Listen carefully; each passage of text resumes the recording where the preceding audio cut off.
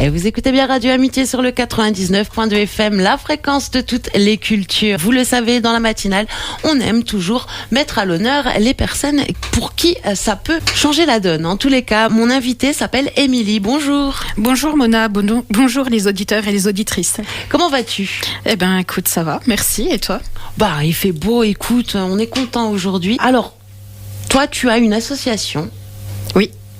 Donc elle s'appelle Contre vents et marées, le combat de Gabriel. Donc c'est pour mon fils qui a 3 ans et qui est atteint d'autisme, mais pas que, de neutropénie sévère. Donc c'est une baisse des défenses immunitaires, donc des globules blancs, et qui ne lui permet pas d'aller à l'école comme un petit garçon normal.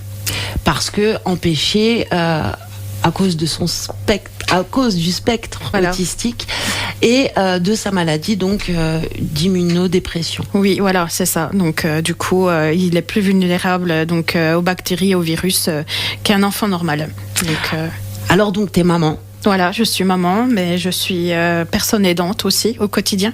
Et donc, il faut toujours être vigilant. Donc, pour Gabriel, être toujours avec lui, l'emmener voir des spécialistes qui ne sont pas remboursés d'ailleurs. L'État ne nous aide pas beaucoup non plus. Donc, c'est notre combat. C'est pour ça qu'on a monté l'association pour lui. Parce que des parents, des personnes qui sont et parents et aidants, il y en a énormément et c'est vrai qu'il y a un grand désert d'aide, d'écoute, de solutions. Oui, c'est ça, c'est un fossé. Donc, il faut savoir que l'État aide sur une mesure qui s'appelle la MDPH. Et donc, on monte un dossier pour faire reconnaître son fils et c'est eux qui vous attribuent donc ces aides. Mais les aides, elles ne sont pas à la hauteur donc de tout ce qu'on attend en termes d'accompagnement ni pour le petit, quoi.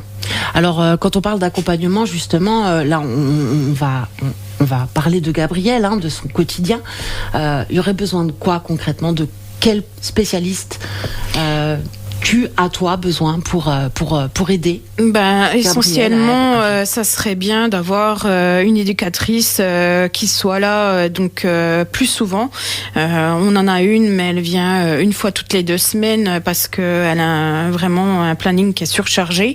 Et donc il faudrait avoir une aide quotidienne aux heures qui nous plairait parce que il est déjà pas mal pris par des spécialistes, mais pour les temps où il est à la maison pour pouvoir le faire évoluer et le stimuler davantage. Donc ça serait bien d'avoir quelqu'un au quotidien 2 heures par jour pour nous aider justement à nous permettre aussi de vaquer à nos occupations. Et parce que du coup maman aidante dit être tout le temps sollicité, ne rien faire à côté, ne pas sortir, ne pas avoir d'échange avec les autres et se mettre en retrait. Un vrai isolement pour la peine. Oui, là c'est vrai qu'on rencontre pas grand monde, on reste un peu dans notre bulle, on n'échange pas tellement. Les réseaux sociaux nous permettent de le faire, mais on n'a pas d'échange vraiment physique avec les gens pour pouvoir en parler et nous aider. Et on est vraiment dans un bassin, l'aire urbaine, qui est vraiment démographiquement pas aidé. Pour justement accompagner les parents et les enfants également en situation d'empêchement et de handicap. Et surtout pour le spectre autistique, parce que on a un petit peu évolué dans le sens où c'est un petit peu plus montré dans les films, à la télé, on fait des inclusions de ces personnes-là, mais c'est vrai que ici, dans le bassin de l'aire urbaine, il y a la structure Sésame Autisme qui prennent en charge ces enfants, mais c'est sur liste d'attente. C'est la MDPH qui case les personnes avec le spectre autistique. Il y a 2 ans d'attente. Donc essentiellement pour nous, le mettre dans un milieu public, ce n'est pas adapté pour lui, en tout cas. Parce que justement, les institutions ne forment pas assez et ne sensibilisent peut-être pas non plus énormément autour de ces fameux spectres autistiques. Ouais, c'est ça. Et il faut savoir aussi que du coup, il y a une étude qui est faite avant de le mettre à l'école. Hein. Ça a été le cas pour nous. Gabriel, il allait que 2 heures par jour à l'école. Donc, c'est des trajets.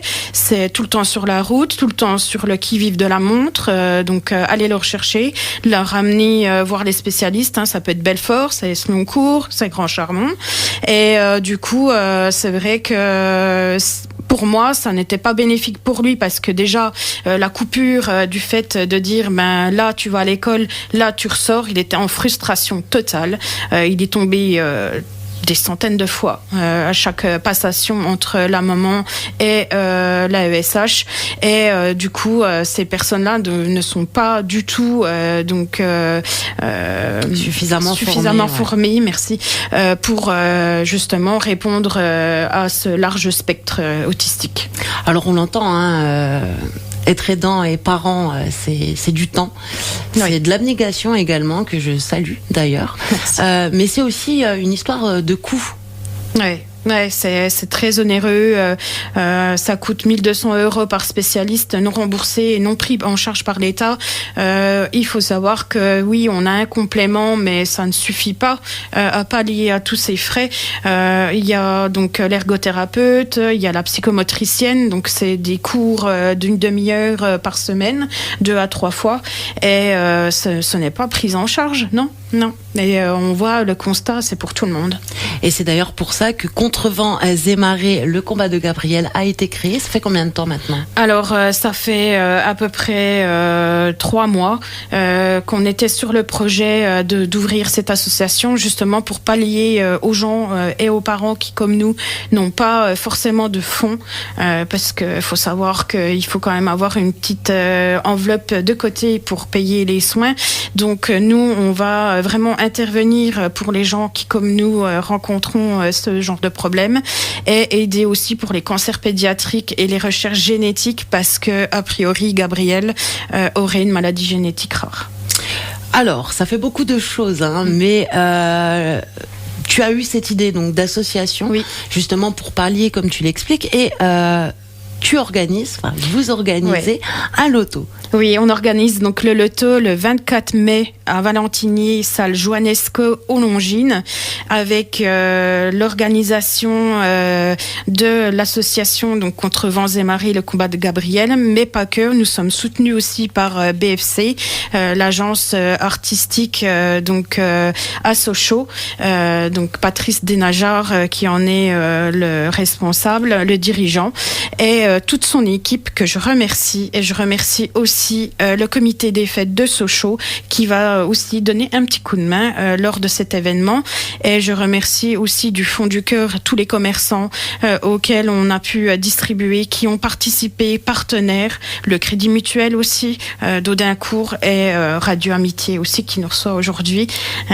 Tous ces partenaires-là sont importants pour nous, parce que il faut vraiment le dire haut et fort qu'il y a peu de solutions et peu d'accompagnement pour les personnes et les familles qui rencontreront ce problème.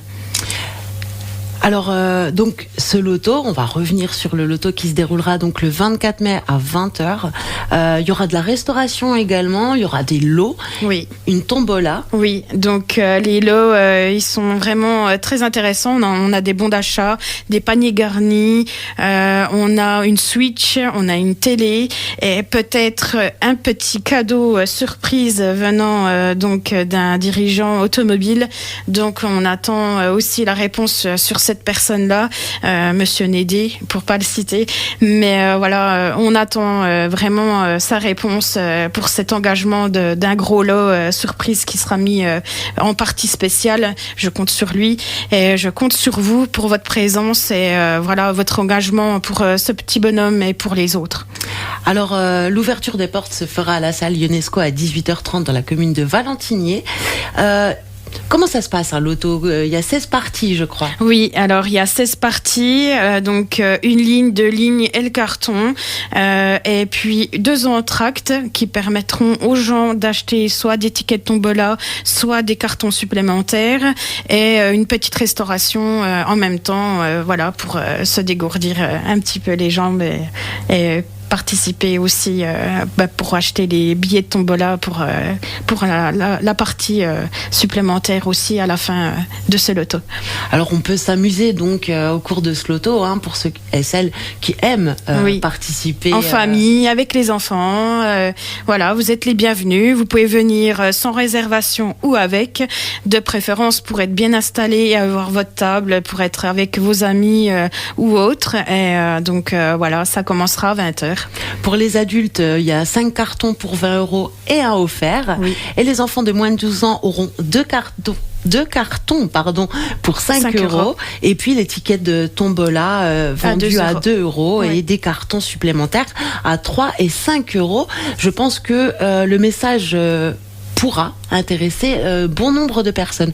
Maintenant, je sais également qu'on peut te suivre sur les réseaux. Oui, on a une page spéciale dédiée contre vents et marées, le combat de Gabriel, sur Facebook. On partage sur TikTok, sur Twitter. Et voilà, on est très présent sur les réseaux sociaux et ça apporte une visibilité, des partages vraiment extraordinaires avec des échanges vraiment extraordinaires aussi. Et pour les personnes qui aimeraient également peut-être ne pas participer à ce loto-ci, mais aider l'association contre vents et marées, le combat du petit Gabriel, il y a une cagnotte Litchi également. Oui, c'est ça, oui, c'est vrai que c'est bien de le souligner, on l'oublie souvent, mais c'est celle-ci qui nous a permis de donner cet élan de création, parce qu'à la base, la cagnotte Litchi, elle a été créée sous notre nom propre et il n'y avait pas l'association. Donc aujourd'hui, grâce à tous les contributeurs, je les remercie d'ailleurs vraiment énormément, ainsi que leurs messages qui ont été très pertinents et très chaleureux, qui nous ont apporté vraiment des bonnes choses. Je les remercie du fond du cœur, et c'est avec vous et grâce à vous qu'on avancera, et c'est par cette cagnotte qu'on a décidé d'ouvrir l'association. Et donc du coup, c'est la cagnotte Litchi contre vents et marées, le combat de Gabriel, qui permettront aussi d'apporter du soutien aux autres. Et oui, vous pouvez passer par celle-ci pour faire des dons quels qu'ils soient. Et puis rester ouvert et sensible justement à ces petites différences et distinctions et obligations que parents, aidants et enfants méritent au quotidien. Donc page Facebook, on rappelle, sur Internet et Facebook, donc contre vents et marées, le combat de Gabriel. Vous avez également une adresse email, Gabriel contre vents et marées, tout attaché au pluriel @gmail.com, pour réserver, encourager, discuter, peut-être rencontrer également Émilie.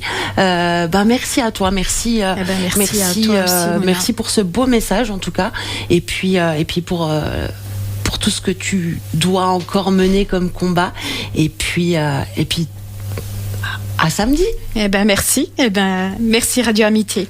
Merci beaucoup. Bonne écoute à tous, bonne écoute à toutes.